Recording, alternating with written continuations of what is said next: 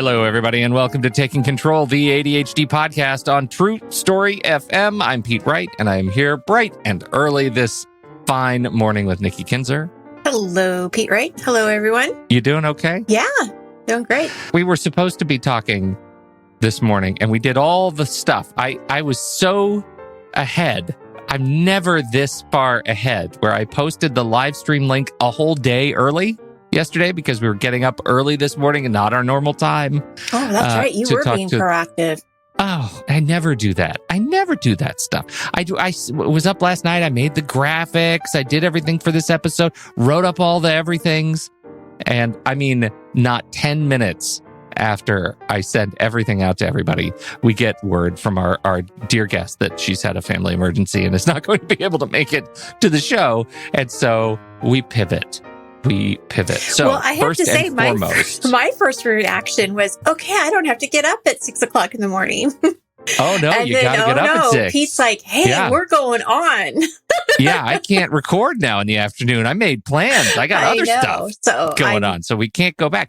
But so we sent all that over. The most important thing is that our thoughts are with our guest, Sonal, who will be on the show another time, and I hope that her family situation resolves positively in this time when medical stuff is everywhere. I know, right? Yeah. Well, and she is going to reschedule, so that will be good. Yeah. We'll hopefully have her on maybe even next week. Who knows? Yes. That's our hope. So we'll see. We'll see what we can move around. We may be up again at 6 in the morning talking to India next week. I've come to terms with that now. That's right.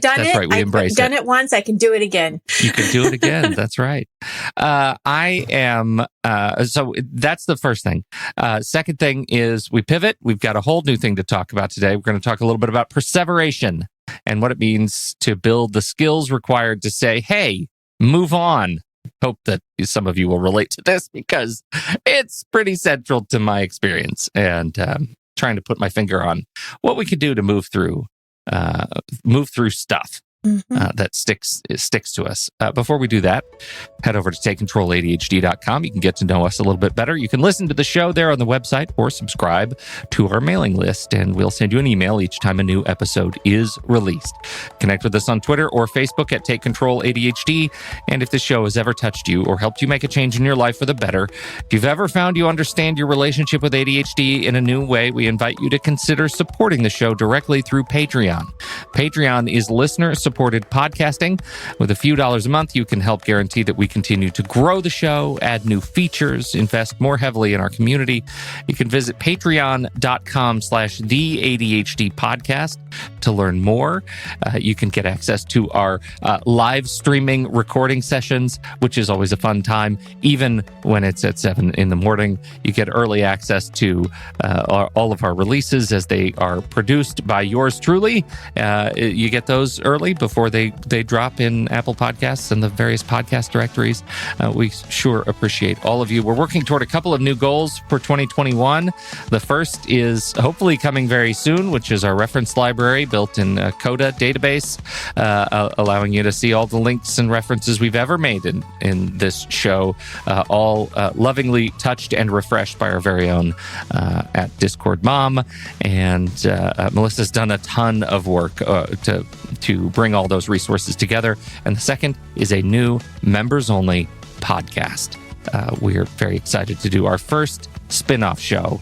So anyhow, it's going to be a lot of fun, and hope that is provocative to some of you out there. A new spin-off podcast for members only. It's going to be fun. So there you go, patreon.com/the ADHD podcast to learn more. Thanks, everybody.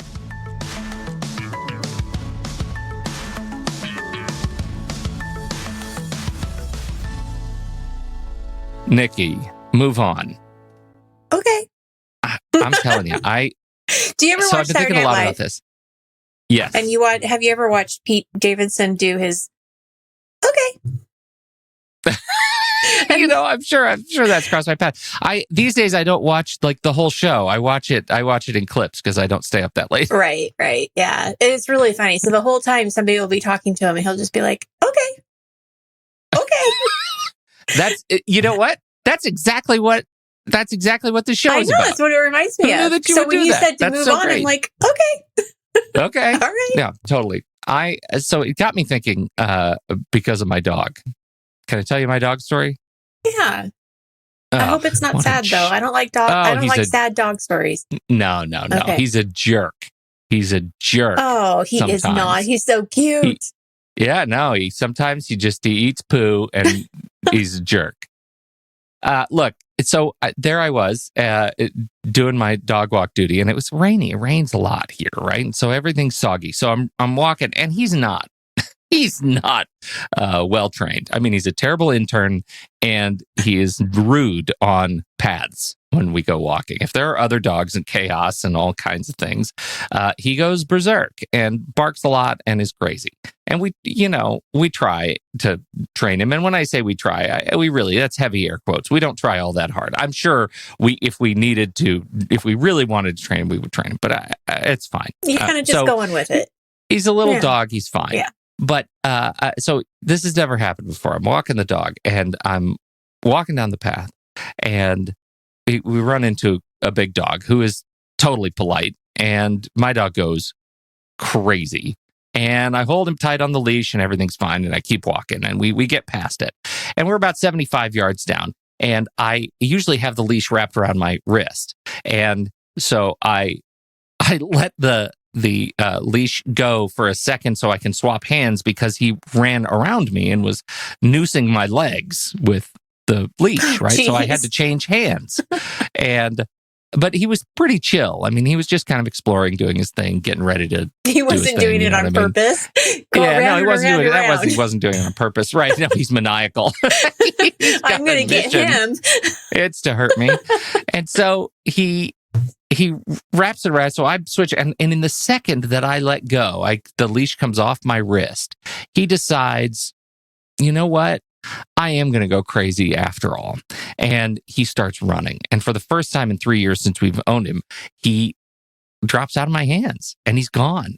And he runs like 75 yards before I've made 3 steps, because I am out of shape. You're not as fast as the little dog. So I start running, and the nice woman who was walking the big dog doesn't hear me coming, because she's wearing some giant Sony noise-canceling headphones and doesn't hear a thing. So I'm screaming, Gambit, get back here, you dirty piece of you. And I'm running after him. And I'm not really saying those things. I know. I'm really in your quite mind, civil, but I am running, and I'm a big guy, and so I'm kind of running, and it's muddy, and I get to them, and I come barreling on this woman. I mean, I don't run into her, but I imagine when she turns around and sees me running at full speed, that's going to be terrifying. Yes. And I'm trying to make myself smaller so I don't seem terribly intimidated, because she can't say white lightning my dog. Right, he is just a blur. And of course my dog stops, because he talks a big game, but he really doesn't know how to do anything with it. And so he eventually stops and is just barking. And I put my foot on the leash, and then I slip, and I fall, and I twist my ankle, and I hurt my other heel, and I've twisted my back and throw it out. And so that is the daily constant reminder of what a jerk my little dog is. Oh, Pete, that's awful. I wasn't expecting that. I know. Wow. So after my injury, I spent some time just recuperating and complaining heavily. And I realized, oh my goodness, this is one of those examples, isn't it? This is one of those examples where I let one little thing about a lovely little delightful, wonderful puppy stick to me in a way that is negative. Mm-hmm. It's a way that is impacting my other jobs, my other things that I do as a dad and as a husband and as somebody who helps run a house and cook meals and all of that stuff. And it wasn't the fact that I'm limping around the house. That can be solved with, Motrin and, a brace, right? I'm fine. And it took, 36 hours and I'm okay. It's all fine. Wow. But what's in here in my head that's keeping me thinking about this event is the thing that I wanted to talk about today.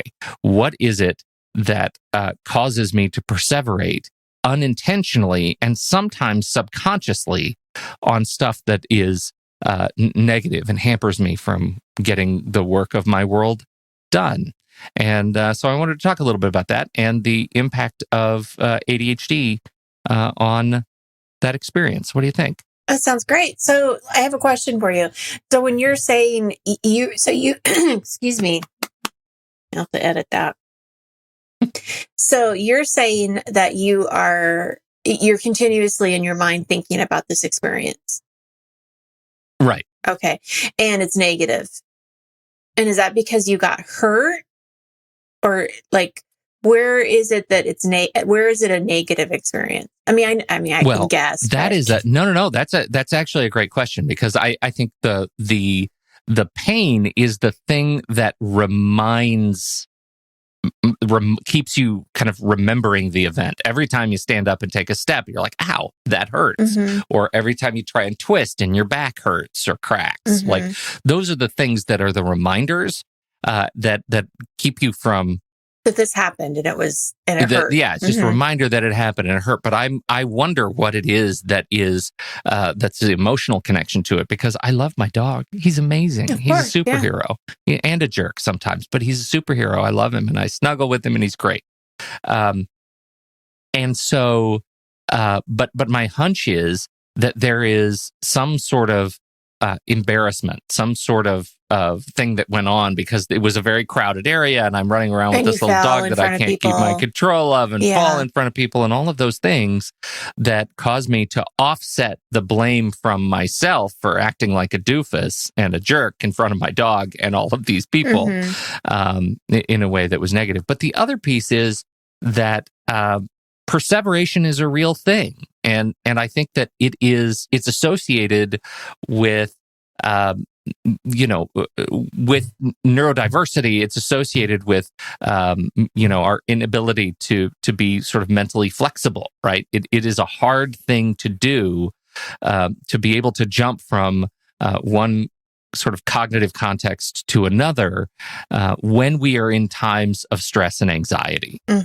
right? And that's the real piece for me. I realize that when I'm feeling my most anxious, right, I have a real difficulty moving in new directions. What do you think?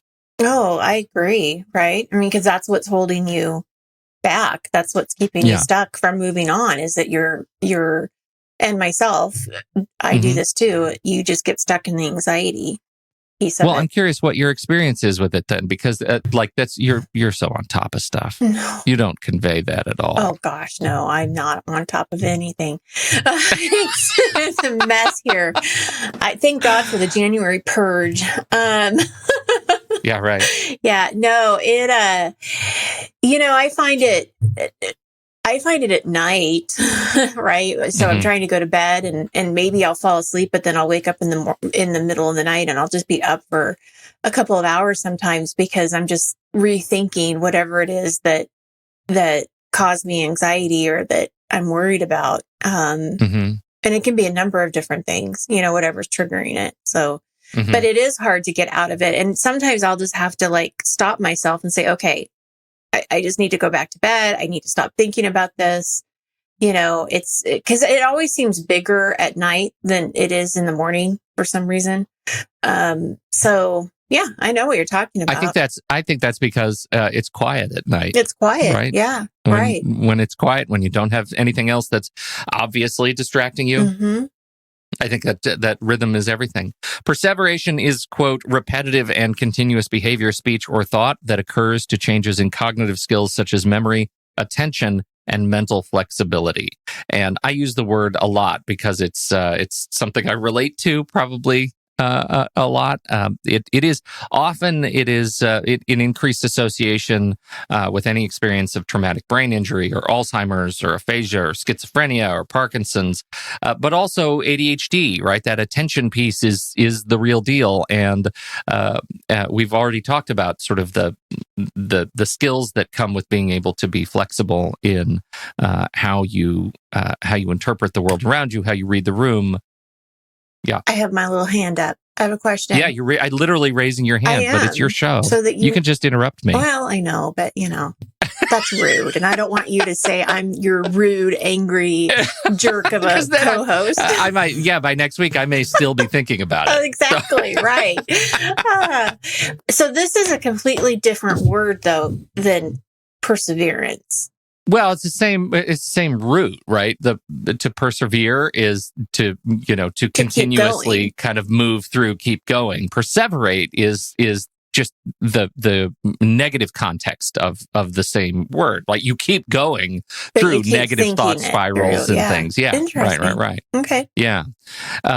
So, for me, I think the real nut of it is that stress and anxiety drive perseveration, right? And we are coming off of a high stress, high anxiety week. As we record this, last week was a rough week in our nation. And so we're kind of in the liminal space, the gap between that and whatever comes next, in our political discourse here in the United States. It's confusing and frustrating and hard. And the pandemic is, weighing on all of us around the world as we try to figure out what is going on with vaccines and, what can we do? What can't we do? So there is reason for heightened stress and anxiety. There's justification for it, certainly. Social anxiety also causes us to be unable to read the room. We've talked about this before. Driving, when you find yourself driving a conversation forward, you keep talking about the same stuff long after the topic has changed because you aren't really, you're in your head. You're stressed about the fact that you're actually speaking in front of people, and you just start pedaling and ride it all the way down the hill, and you miss the fact that the road changed, right? And so you're still talking, and everybody else is just watching and waiting because you can't read the room. I know I've done it. You're fixating on projects long after, your stamina indicates that you're not effective anymore. You're still working at 1 a.m. on this project and you're not effective. You're not doing good work. And yet there you are, still plugging away. That's definitely connected to ADHD.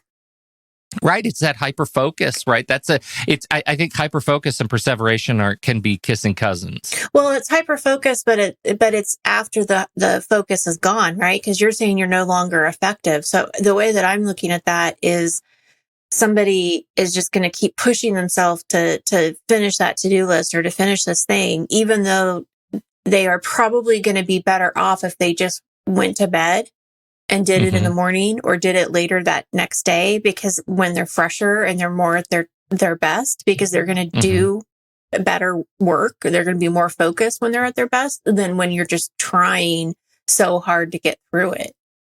But there's that pressure of, I've got to get this done. I've got, I wasted my whole day or whatever you're saying to yourself.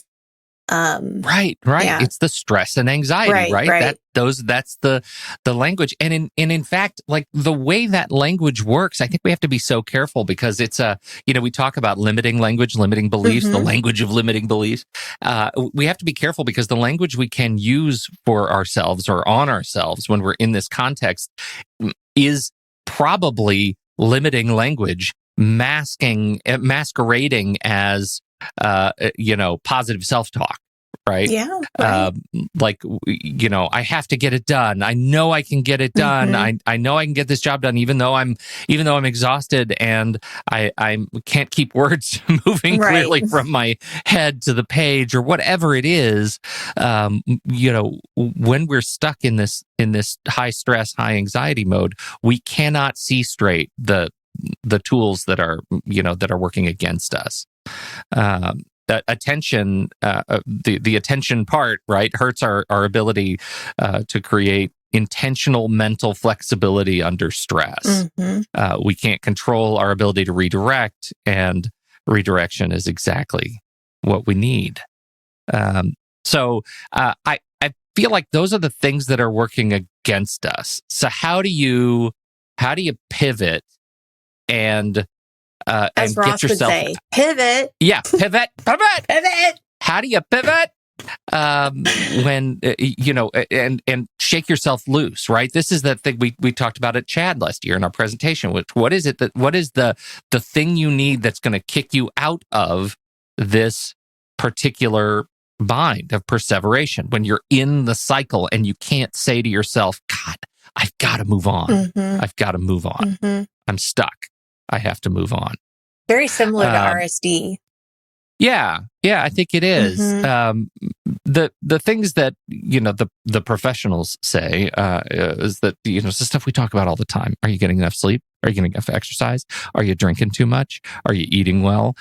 Do you have any sort of mindfulness practice? Right, Mm-hmm. like all of those things we talk about a lot. But in this particular case, one sticks out at me, and I'm curious your thoughts on it. Maintaining contact with friends and family. Mm-hmm. How are you doing on that right now? Connection. Yeah. It's good for the soul. Mm-hmm. Well, it's good for the soul. It's good for the brain, right? And it's good for the brain on a number of different levels. First, there is an energetic and chemical connection, a chemical thing that happens in your body when when you're connected with people that you care about and that you love. But there's also the very practical, like, we need practice talking to one another, right? We need practice engaging with people who care about us and will talk to us about important things, that we don't have to fear, repercussions when we're talking with people about important issues to us. And right now, that's hard to find, especially if you're doing the pandemic lockdown thing and you're stuck in this, with the same faces and the same voices of just your close family, and you've been with them for many, many months now. How well are you reaching out and contacting the people that are important to you outside of your home? How well are you keeping up with with people on FaceTime and Zoom and making those intentional connections with others to keep your brain sharp and to talk through issues that are important to you, so that you can release them from the perseverative cycle.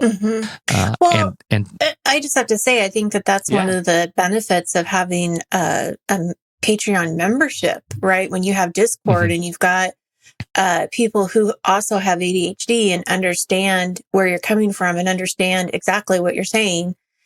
I think even having a community that are like-minded can make a big difference, because the way that you perceive something could be very similar to somebody else with ADHD without it, but not the same with somebody who doesn't have ADHD, or somebody that's too close to you, right? That I really just want to talk about this, or, this is what I'm struggling with, and you're going to get it. You're going to understand it. I think that is a great point. And it was on my mind. We used to hear more. I feel like we went through a process or a period where this was a little bit contagious, where people in the community were reaching out to one another to have, like, on video, like, one-on-one accountability sessions where they would have those connections. And I just want to remind people, you can do that. Reach out to one another and get on video. Using the text community is great, but looking at somebody in the eye as best you can over video. You really get to know them. Yeah. I mean, I even think about the happy hours that we have every month, seeing people that we see in the Discord community. We see the names, but actually seeing the people and talking to them, it does make a big difference. I'll tell you, one of the things that will help to shock me out of my perseverative cycle is being able to think about other people and what they're doing. And I find myself looking so forward to those happy hours for that very reason, because we get the catch up on the stories. We hear them in their own voices, and we get to share our own stories and the things we're dealing with. And I think about them and I think about their stories between happy hours, right? It is important, I think, just as human beings, to have those connections with other people to keep us from perseverating on ourselves. Well, and I can just imagine, I mean, the connection and the feeling, the inclusiveness of, just being with other people.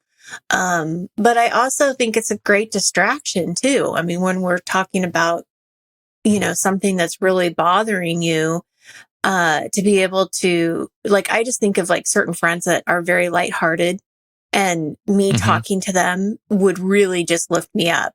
Right. So it's like really pinpointing who would be the people that would really get you out of it. Like, but I can also tell you there's a couple people that probably would bring me even further down.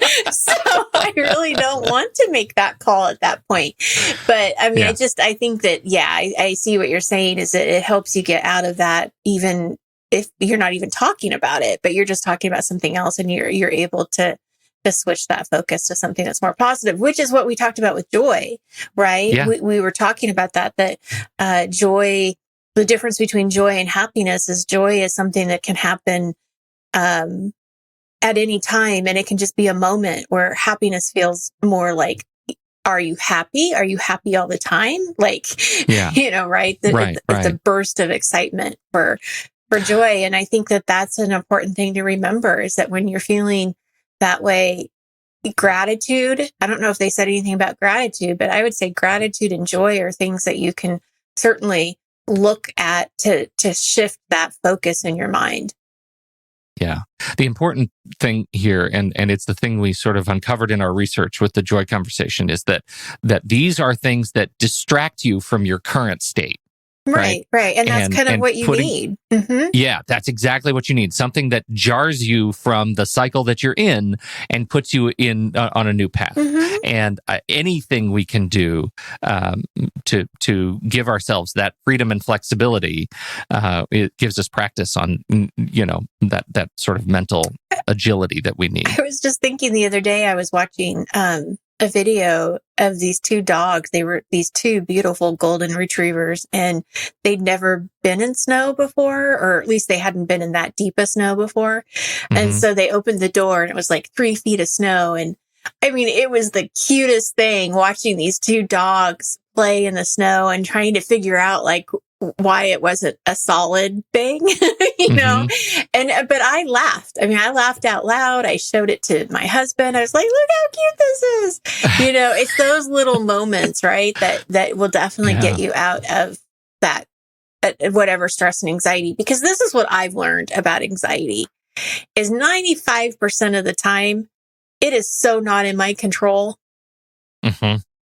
So if I can just let that go and know that this is not in my control, and have enough belief in myself that whatever happens, I'm going to be able to get through it, that, and just keep, that's the positive feedback, right? Not limiting beliefs, just, I know I'm going to be able to get through this. I don't have control over it. Something else that we've been doing between my husband and I, because we have 2 teenagers, and teenagers are not easy human beings. Talk about being jerks sometimes. But you love them unconditionally. But that's something that we've been asking ourselves is, is that our problem? Yeah. Is that our problem? Oh, yeah. That definitely puts things in a different perspective, because some of it is our problem. But then other things, nope, has absolutely nothing to do with us. And whatever consequences they get, it's their problem. We'll be here when they fall. That's right. But yeah, so anyway, I know that's kind of off subject, but. No, but I think it is. I think there are a couple of things, and I want to go back to the mindfulness practice, because I kind of blew past this. But we talked about yearly themes last week, maybe the week before. I was in our Q&A episode where we talked about yearly themes. Oh, that's right. Yes. And I think I talked about several years ago, my theme was, have fewer strong opinions. Did I talk about that? Yes, you did. Yes.